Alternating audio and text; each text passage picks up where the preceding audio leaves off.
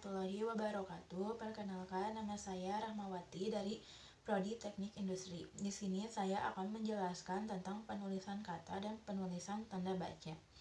Dari pengertian penulisan kata terdiri dari dua kata, yaitu penulisan dan kata. Penulisan adalah proses cara pembuatan menulis atau menulis, sedangkan kata adalah unsur bahasa yang diucapkan atau dituliskan yang merupakan perwujudan kesatuan perasaan dan pikiran yang digunakan dalam berbahasa. Penulisan kata terdiri dari kata dasar. Kata dasar adalah kata yang menjadi dasar awal pembentukan kata yang lebih besar. Contohnya, aku pergi ke sekolah diantar ayah. Pada huruf aku, awalnya huruf awal A menjadi huruf besar. Kedua yaitu kata depan. Kata depan yaitu kata yang diletakkan sebelum kata benda, kata kerja, atau kata keterangan. Jenis-jenis kata depan. Kata depan penanda tempat, keberadaan, dan waktu, yaitu di, pada, dalam, dan antara. Kata depan penanda arah atau tempat asal, yaitu dari. Kata depan penanda arah atau tujuan, yaitu ke, kepada, terhadap, dan akan. Imbuhan. Kata berimbuhan adalah kata-kata dasar yang mendapatkan imbuhan yang berupa awalan, akhiran, sisipan, dan awalan akhiran. Imbuhan sendiri berfungsi untuk menambahkan arti atau maksud dari kata-kata dasar yang diberi imbuhan tersebut. Macam-macam imbuhan. Dalam bahasa Indonesia ada 4 macam imbuhan, yaitu 1. Prafiks adalah imbuhan-imbuhan yang diletakkan pada awal kata dasar. Imbuhan-imbuhan yang termasuk ke dalam awalan prafiks adalah me, ber, ke, di, ter, pe, dan se. Yang kedua ada sisipan atau infiks. Sisipan adalah imbuhan yang diletakkan di tengah-tengah kata dasar. Bentuk-bentuk sisipan antara lain l, dan Contoh dan getar, jadi gemetar.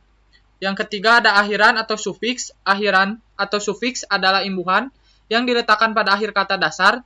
Ada beberapa macam bentuk imbuhan sufiks. Di antaranya adalah kan, an, kah, tah, dan pun. Yang keempat adalah awalan akhiran atau konfiks. Konfiks adalah imbuhan yang diletakkan pada bagian awal dan akhir kata. Imbuhan-imbuhan konfiks diantaranya adalah me, mekan, pean, beran, dan senya. Saya akan melanjutkan materi dari rekan saya.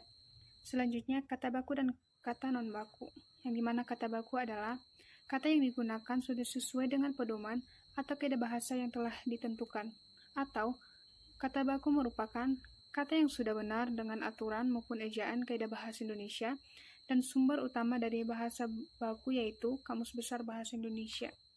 Nah, kata baku biasanya sering digunakan ketika membuat karya ilmiah, membuat surat lamaran pekerjaan, membuat surat dinas, surat edaran, dan surat resmi lainnya.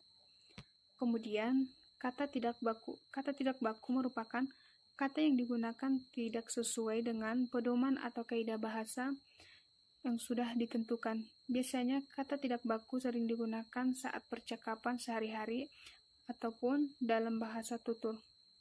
Nah, contoh kata baku.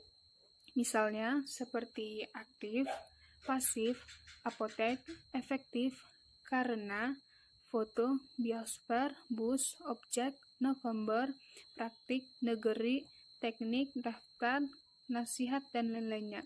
Kalimatnya seperti, pada hari ini saya akan keluar kota.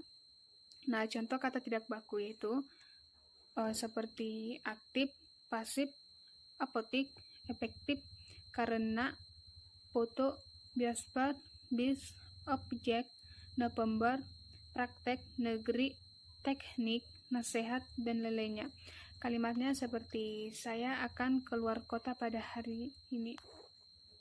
Nah, dalam penulisan tanda baca yang dipakai dalam penulisannya yaitu tanda titik, tanda koma, tanda titik koma, tanda petik 2, tanda hubung, tanda pisah, tanda elips, tanda tanya, tanda seru, tanda kurung siku, tanda petik tunggal, dan tanda petik ganda. Bismillahirrahmanirrahim.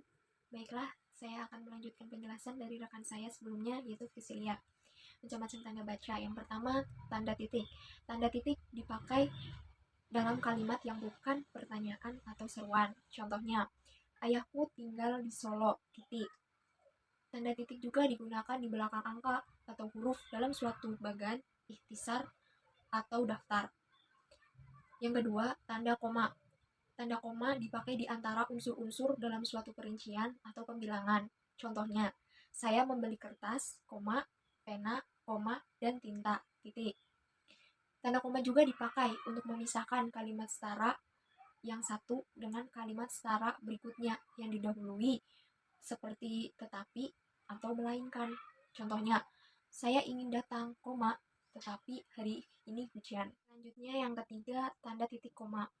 Tanda titik koma ini digunakan untuk memisahkan bagian-bagian kalimat yang sejenis dan setara. Contohnya, malam makin larut, titik koma, pekerjaan belum selesai juga. Lalu tanda titik koma juga digunakan sebagai pengganti kata penghubung untuk memisahkan kalimat yang setara di dalam kalimat majemuk. Contohnya, ayah mengurus tanamannya di kebun itu, titik koma, ibu sibuk memasak di dapur, titik koma, adik menghafal nama-nama pahlawan nasional, titik. Yang keempat, tanda titik dua. Tanda titik dua digunakan sesudah kata atau ungkapan yang memerlukan perincian. Contohnya, ketua, titik dua, Muhammad Ahyar. Sekretaris, titik dua, Tati Suryati. Bendahara, titik dua, Noviana Pertiwi. Yang kelima, tanda hubung. Tanda hubung digunakan untuk menyambung unsur-unsur kata ulang. Contohnya, anak-anak, sayur mayur, kupu-kupu, dan kemerah-merahan. Lalu yang keenam, tanda pisah. Tanda pisah ini digunakan untuk membatasi penyisipan kata atau kalimat yang memberi penjelasan di luar bangun kalimat. Contohnya, kemerdekaan bangsa itu spasi saya yakin akan tercapai spasi diperjuangkan oleh bangsa itu sendiri. Tanda pisah juga digunakan di antara dua bilangan atau kata dengan arti sampai dengan atau sampai ke. Contoh, 2004 sampai dengan 2009. Tanggal 1 sampai dengan 10 Mei 2017. Jakarta sampai ke Bandung.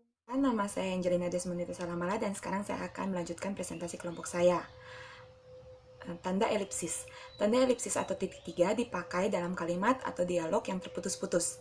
Misalnya, kalau begitu, ya ayo kita berangkat. Nah, kita bisa menuliskan kalau begitu tanda elipsis atau tanda titik-titik-titik, ya ayo kita berangkat. Lalu selanjutnya ada tanda tanya. Tanda tanya dipakai pada akhir kalimat tanya.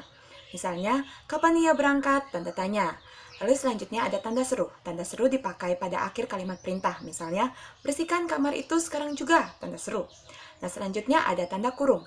Tanda kurung mengapit tambahan keterangan atau penjelasan. Misalnya, Komisi A telah selesai menyusun GBPK dalam sidang pleno tersebut. Saat kita mau menjelaskan tentang GBPK, kita bisa menggunakan tanda kurung. Jadi kita tulisnya, Komisi A telah selesai menyusun GBPK, buka kurung, garis-garis besar, program kerja tutup kurung dalam sidang pleno tersebut. Selanjutnya ada tanda kurung siku. Tanda kurung siku mengapit huruf, kata, atau kelompok kata sebagai koreksi atau tambahan pada kalimat atau bagian kalimat yang ditulis orang lain. Tanda itu menyatakan bahwa kesalahan atau kekurangan itu memang terdapat pada naskah aslinya. Misalnya, pada naskah aslinya itu tertulis, sang putri mendengar bunyi gemerisik. Nah, karena ada kesalahan, harusnya sang putri mendengar, jadi kita berikan koreksi dengan menggunakan tanda siku. Jadi tulisnya sang putri mendengar, tanda sikunya mengapit huruf D. Selanjutnya ada tanda petik. Tanda petik mengapit petikan langsung yang berasal dari pembicaraan dan naskah atau bahan tertulis lainnya. Misalnya, saya belum siap, kata Mira. Tunggu sebentar. Nah, saya belum siap diberikan tanda petik dan tunggu sebentarnya juga diberikan tanda petik dalam naskah tersebut. Lalu selanjutnya ada tanda petik tunggal. Tanda petik tunggal mengapit petikan yang tersusun di dalam petikan yang lain. Misalnya, tanya Basri, kau dengar bunyi kring-kring tadi? Nah, kau dengar bunyi kring-kring tadi kan itu pakai tanda petik yang tanda petik 2. Tapi kring-kringnya itu sendiri kita berikan tanda petik. Jadi tanda Basri, tanda petik, kau dengar bunyi, tanda petik yang tunggal, kring-kring tadi, tanda tanya, tanda petik. Lalu setelah itu ada tanda garis miring. Tanda garis miring dipakai di dalam nomor surat dan nomor pada alamat dan penandaan masa 1 tahun yang terbagi dalam 2 tahun takwim. Misalnya pada nomor surat yaitu nomor 12 garis miring PK garis miring 2005. Yang terakhir adalah tanda penyingkat atau apostrof. Tanda penyingkat menunjukkan penghilangan bagian kata atau bagian angka tahun. Misalnya, gunung pun kan kudaki, karena kita menyingkat akan jadikan, kita gunakan tanda apostrof. Nah, demikian presentasi dari kelompok kami. Terima kasih.